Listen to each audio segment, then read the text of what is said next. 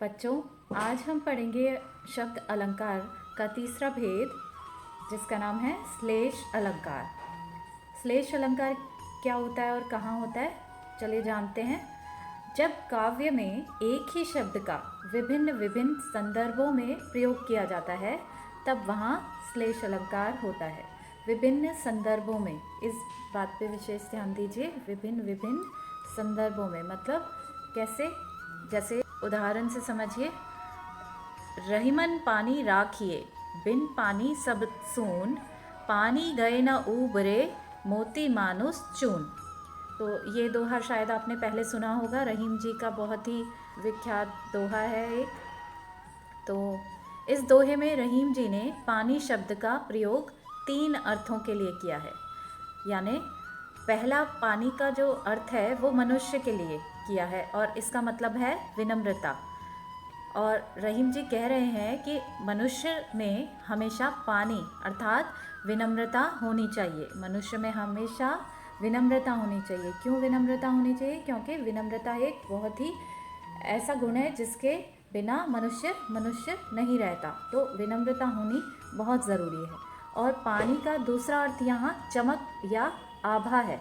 और वो किसके लिए प्रयुक्त हुआ है? पानी मोती के लिए। यानी मोती में भी पानी होना चाहिए। पानी यानी चमक होनी चाहिए। क्योंकि अगर जैसे मोती होते हैं, मोती की जो कीमत होती है उसकी चमक से नापी जाती है। तो अगर मोती में चमक ही नहीं है तो उसका कोई मूल्य ही नहीं होगा। तो इसलिए मोती में भी पानी होना ज़रूरी है। और तीसरा अर्थ जो है वो यहाँ जल से है। जल तो आप सबको पता ही है, जल पानी। क्योंकि पानी के बिना चून जो है, चून यानी आटा जो है, उसको गूंथा नहीं जा सकता। अगर आपके पास आटा है सूखा, तो बिना पानी के वो व्यर्थ ही है, आप उसको सूखा नहीं खा पाओगे, है ना। तो बिना पानी के आटे का भी मूल्य नहीं होता। तो इसीलिए रहीम जी कहना चाहते हैं कि जिस तरह आटे का अस्तित्व पानी के बिना नरम नहीं हो सकता, या मोती का मूल्य उसकी चमक के बिना नहीं हो सकता, इसी तरह मनुष्य को भी अपने व्यवहार में हमेशा पानी यानी विनम्रता रखनी चाहिए। क्योंकि उसके बिना मनुष्य की मनुष्यता समाप्त हो जाती है। रहीम जी ने इस दोहे में पानी शब्द का प्रयोग किया है, लेकिन जो वो पानी है वो इन तीनों के लिए, यानी मोती के लिए, मानुस के लिए और चून के लिए, इन तीनों के लिए जो पानी शब्द है उसका 3 अलग अलग प्रयोग किए गए हैं। अर्थ उनके अलग अलग प्रयुक्त हुए हैं। तो जहाँ इस तरह के प्रयोग होते हैं शब्दों के, वहाँ पर श्लेष अलंकार होता है।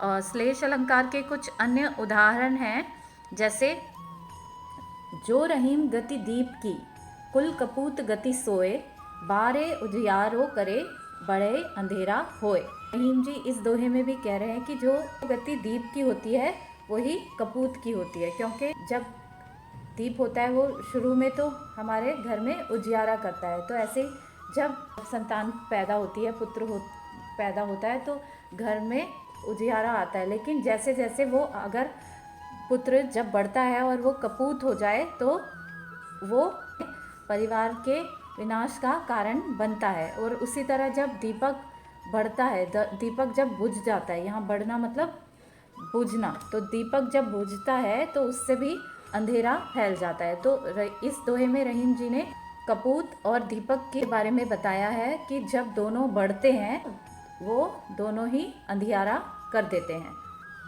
अगला उदाहरण है, सीधी चलते राह जो, रहते सदा निशंक, जो करते विप्लव उन्हें, हरि का है आतंक।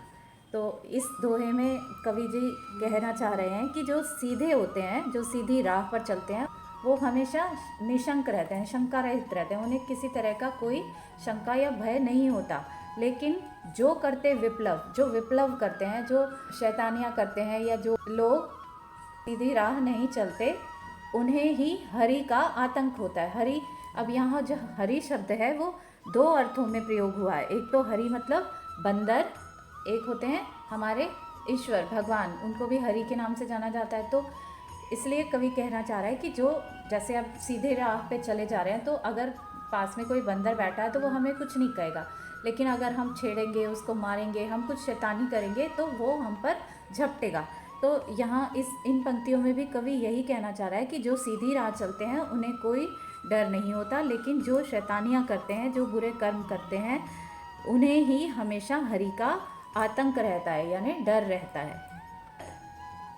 अगला उदाहरण है हमारा, सुबरन को खोजत फिरत कवि व्यभिचारी चोर, यानी सुबरन। यहाँ पर जो शब्द सुबरन है ना, इसको 3 अर्थों में प्रयोग किया गया है। एक तो कवि के लिए, और एक व्यभिचारी के लिए, और एक चोर के लिए। सबसे पहला अर्थ जो कवि के लिए प्रयुक्त हुआ है वो है सुवर्ण, मतलब अच्छे अच्छे वर्ण। लेखक जो होते हैं या कवि जो होते हैं, उन्हें अच्छी अच्छी बातें लिखने का शौक़ होता है। वो तो जो कवि होते हैं वो सुवर्ण को ढूंढते हैं। उसी तरह व्यभिचारी जो होते हैं, जिन्हें स्त्रियां पसंद हैं ज़्यादा, तो उन्हें जो है वो सुवर्ण को, वो सुंदर सुंदर स्त्रियों को ढूंढते हैं।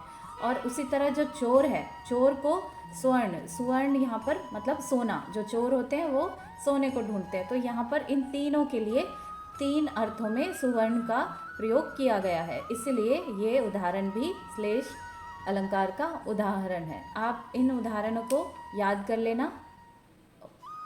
परीक्षाओं में इसी तरह के प्रश्न पूछे जाते हैं आपसे, या तो आपको पंक्तियाँ दी होंगी और उनमें आपसे पूछा जाएगा कि इसमें कौन सा अलंकार है, या आपको अलंकार का नाम दिया गया होगा और आपसे पूछा जाएगा इसके उदाहरण लिखें। तो आपको हर अलंकार के कम से कम 2-3 उदाहरण याद होने ही चाहिए, तो आप इनको याद कर लेना।